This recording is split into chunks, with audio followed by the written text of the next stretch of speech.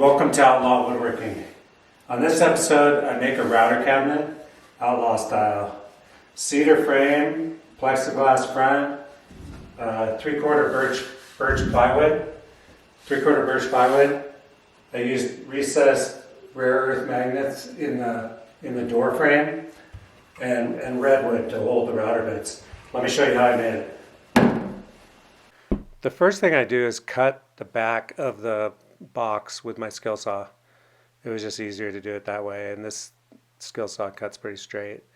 I then take it over to the table saw, this little DeWalt table saw that I have, and I rip down some 3.5 inch strips for the box.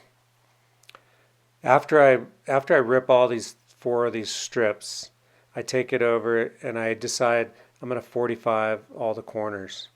And I thought that was a good idea. That way you don't see the ends of the plywood. I then take it over to the chop saw and I set up a stop block and I chop all 4 pieces.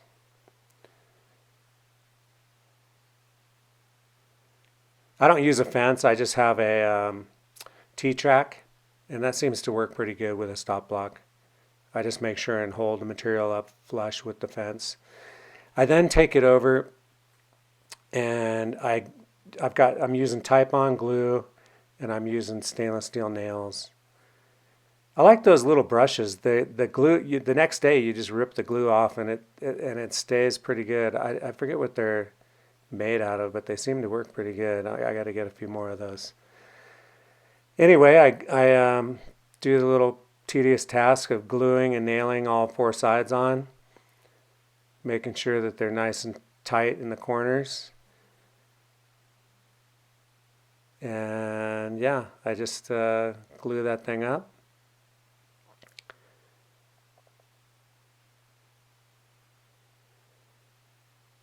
It's amazing how strong glue is. I mean, the nails are great, but the glue is really where the strength comes in the end. After I get it all glued up and nice and tight and looking good, I then decide that the inside pieces that are going to hold the router bits, I wanted to use contrasting color wood. So I got a chunk of 4x4 redwood out of my scrap pile and I chopped that to fit in there. And then I figured out that I could quarter this and just cut it in half and then cut it in half again, and I would have 8 pieces from these 2 pieces. So I cut this 4x4 in half and then I cut it in half again and end up with 8 perfect little squares. And I think they ended up about probably 1 3/4 by 1 3/4 squares. After I set them in there, I wanted to 45 one of the edges so that when I put the router bits in, they would be angled at a 45 degree. So I set up the table saw and rip all 8 pieces. I rip a corner off them at a 45 degree angle, and that seemed to work pretty good. I get all 8 pieces cut on a 45 and put them in the box.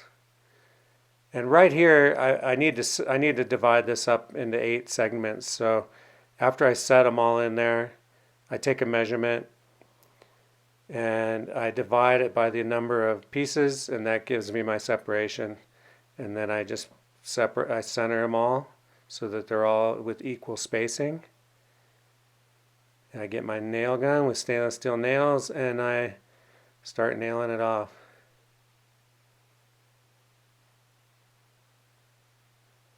It's funny, these stainless steel nails I have are left over from a job that I did like 10 years ago where I had like 3 or 4 extra boxes of these stainless steel nails that we did siding on the outside of a house, and it was down by the beach, so I needed to use stainless steel nails.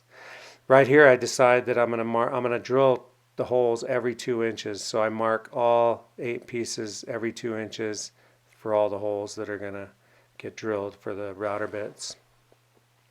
I have about 5 router bits that are 1/4 inch. So I make the first 5 holes on the bottom 1/4 inch, and then the rest of them I do 1/2 inch, because all the future bits that I buy are going to have 1/2 inch shanks. I then sand, after I get it all drilled, I sand it all and get it all looking, nice and smooth. And I then vacuum it all off with my Dust Right vacuum. That thing gets used more than any other tool in the shop, that vacuum. After I get it all cleaned off, I get some Watco Danish oil. And it's amazing right now, you don't notice it, but as soon as you put this oil on, you can really see the contrast in the color of the wood. So I oil up the whole cabinet with this Watco oil, and that really, I was glad at this point right here. I was glad I used the redwood, because it really made for a nice contrasting color in the wood. So I just oil up this whole cabinet with this Danish oil. It does have some smell to it, so be ready to open some windows. This is in my basement, so it wasn't too bad, but it did have an odor for a little while. Yeah, I thought that turned out really nice, that oil.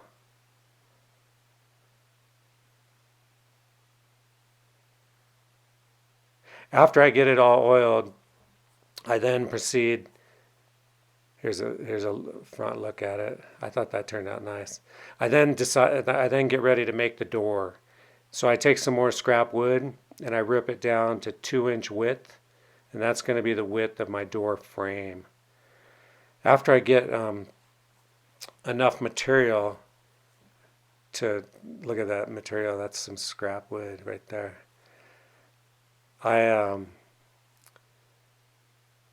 Yeah, that's some old tongue and groove that I got to rip the tongue off of it and the groove off of it. Once I get enough pieces, I then set up a stop block and cut the frame, all 4 pieces. This material right here was pretty rough, so I needed to take it over to the joiner after this. So after I get all 4 of these pieces cut,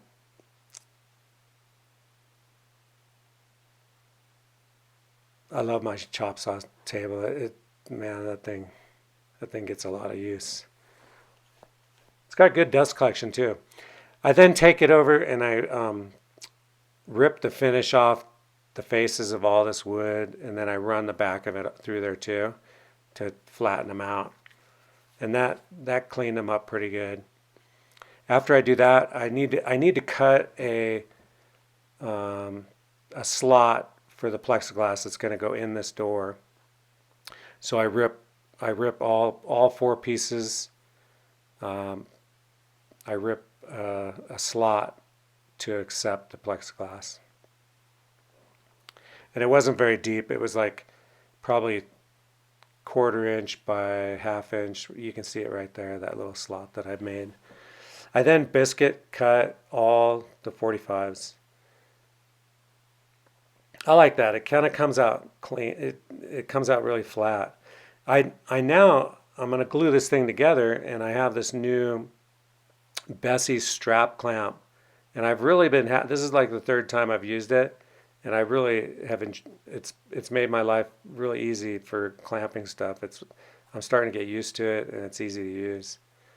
You just throw it on there and clamp it up, and it really comes out nice. I've done I think 3 picture frames with it, and it's all 3 times it was easy to work with. So after that, after it gets the glue gets dried, I sand it all. I sand it, and then I take it over to the router. After I get it sanded, I take it over to the router, and I router the outside face and the inside of the face of the frame. I then oil the whole frame with the Watco oil.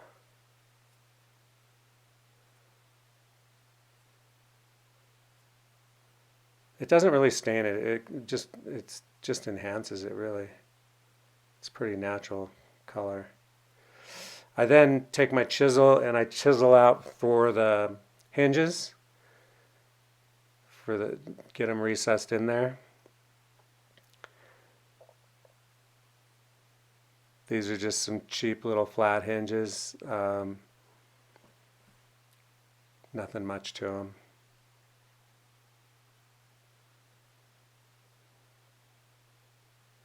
Once I get these hinges screwed on the door, I mark it and then I go over there and chisel for the other side of the hinge.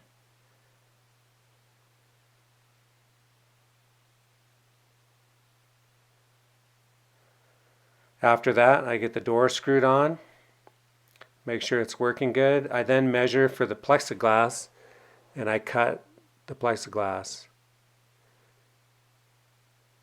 I then hot glue the plexiglass to the inside of the frame. That seemed to work pretty good, actually. We'll see how long that lasts, but it worked pretty good. I then drill holes in both the door and the cabinet, and I put these really small rare earth magnets. Thanks for watching this episode of Outlaw Woodworking. I hope you liked the video. And if you want to ring the bell, ring the bell. If you want to subscribe, subscribe. If you want to like the video, like it. And I love to hear comments, so let me know what you think, and I will see you next time. Later.